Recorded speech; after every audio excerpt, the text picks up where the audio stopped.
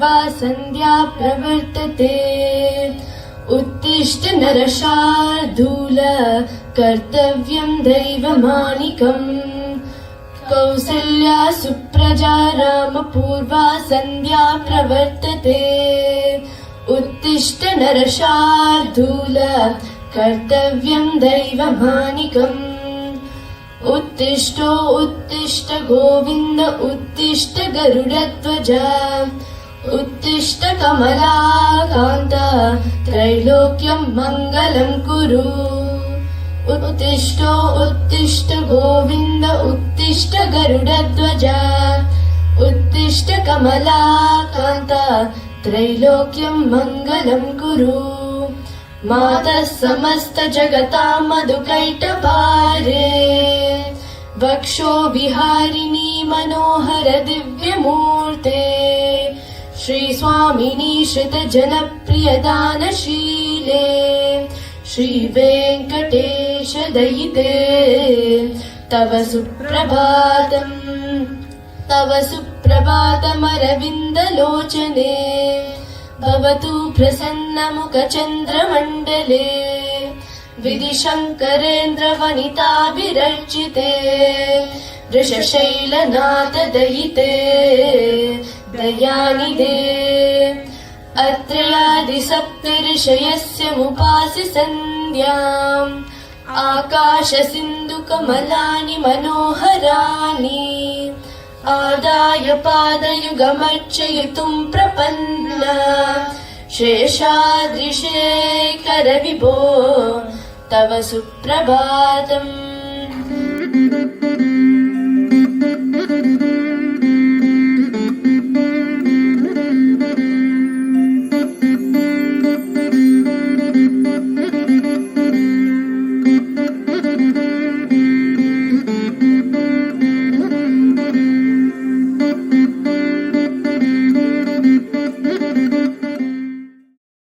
पञ्चाननाब्जभव षण्मुखवासवाद्य। त्रैविक्रमादिचरितं विबुधस्तुवन्ति। भाषापति पठति वासरशुद्धिमारात्। शेषाद्रिशेखर विभो तव सुप्रभातम्। ईषत् प्रफुल्ल सरसीरुहनारिकेला। पूगद्रुमादिसु मनोहर पालिकानाम्। आवाति मण्डमनिलसह दिव्यगन्धै। शेषाद्रिशेखर विभो तव सुप्रभातम्। उन्मील्य नेत्रयुगमुत्तम पञ्चराष्टा। पात्रावशिष्ट कदलीफलपायसानि। भुक्त्वा सलीलमतकेलि सुखपतन्ति। शेषाद्रिशेखर विभो तव सुप्रभातम्। तन्त्री प्रकर्ष मधुरस्वनया विपञ्च। गायात्यनन्तचरितं तव नारदोऽपि। भाषा समग्रमसत्कृतचारुरम्यम्। शेषाद्रिशेखर विभो तव सुप्रभातम्। भृङ्गावली च मकरन्दरसानुविद्धा।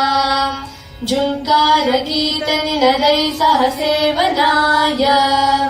निर्यात्युपन्त सरसी कमलोदरेभ्य। शेषाद्रिशेखर विभो तव सुप्रभातम्।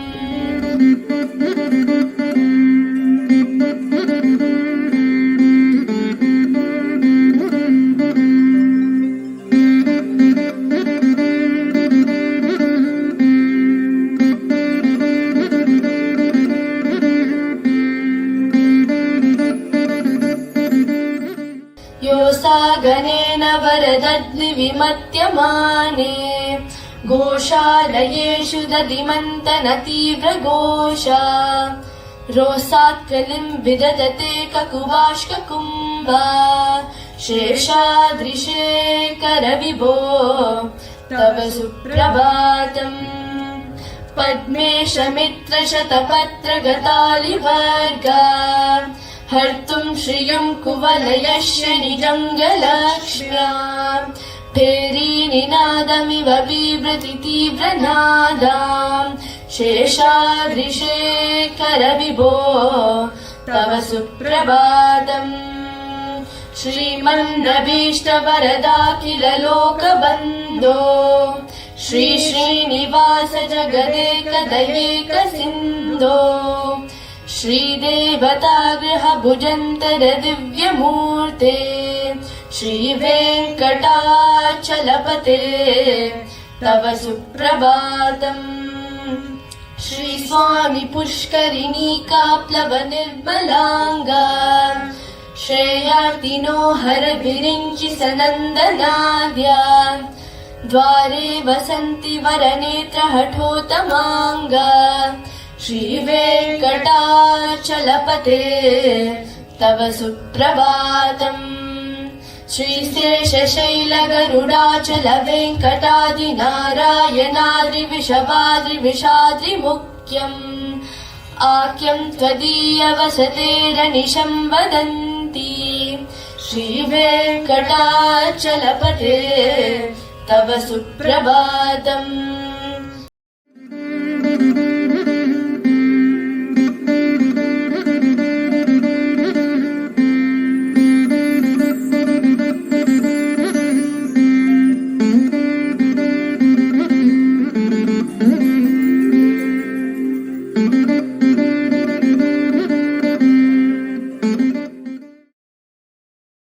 सेवा परा शिव सुरेश कृशानुधर्म रक्षोऽम्बुनाथ पवमान धनादिनाथ बद्धाञ्जलि प्रविलसन्निज शीर्षदेशा श्रीवेङ्कटाचलपते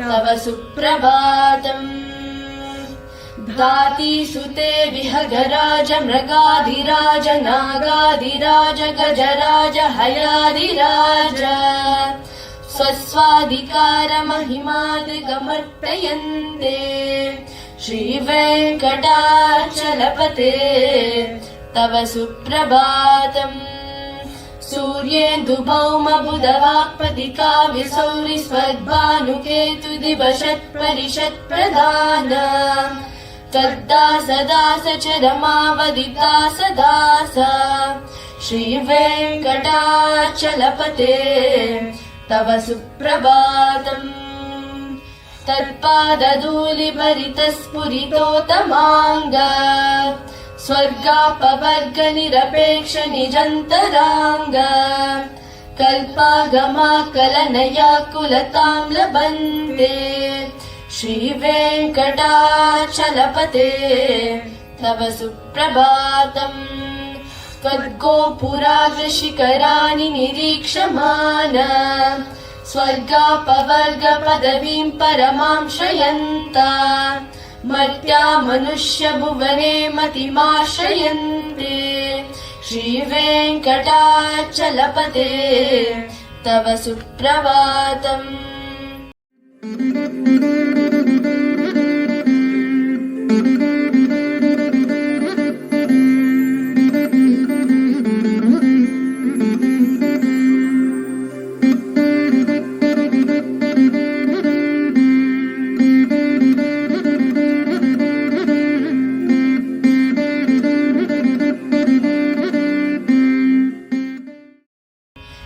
श्रीमन्विनायक दयादिगुणामृताब्दे देवादिदेव जगदेक शरण्यमूर्ते श्रीमन्ननन्त गरुडादिभिरर्चिताङ्ग्रे श्रीवेङ्कटाचलपते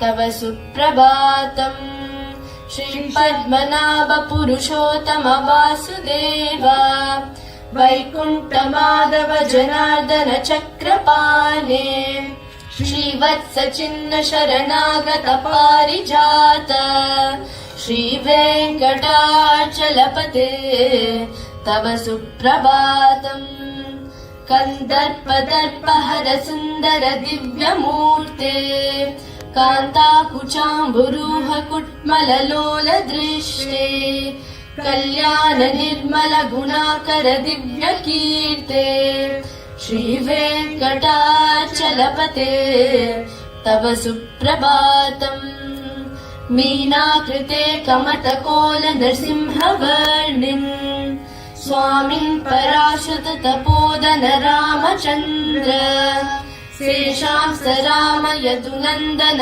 कल्किरूप श्रीवेङ्कटाचलपते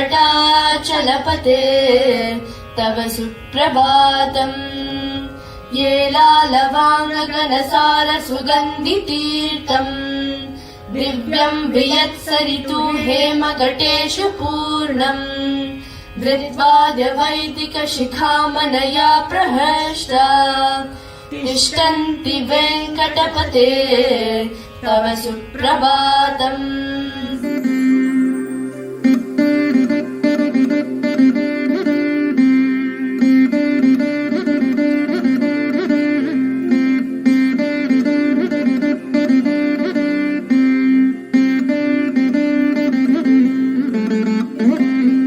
भास्वानुदेति विकचानि सरोरुहानि सम्पूरयन्ति निनदैककुबो विहङ्ग श्रीवैष्णवा सततमर्तितमङ्गलाष्टे दामाश्रयन्ति तव वेङ्कट सुप्रभातम् ब्रह्माद्यसुरभरा समहर्षयस्ते सन्तः सनन्दन मुखास्तुतयोगिवर्या दामान्तिके तव हि मङ्गलवास्तु हस्ता श्रीवेङ्कटाचलपते तव सुप्रभातम् लक्ष्मीनिवास निरवद्य गुणैकसिन्धो संसारसागर समुत्तरनैकसेतो वेदान्त वेद निज वैभव भक्त भोग्य श्रीवेङ्कटाचलपते तव सुप्रभातम् इत्थम् वृषालपतेरिह सुप्रभातम् ये मानवा प्रतिदिनम् पतितुम् प्रवर्ता तेषाम् प्रभातसमये स्मितरङ्गबाजाम् प्रज्ञाम् परार्थ सुलभाम् परमाम् प्रसूते।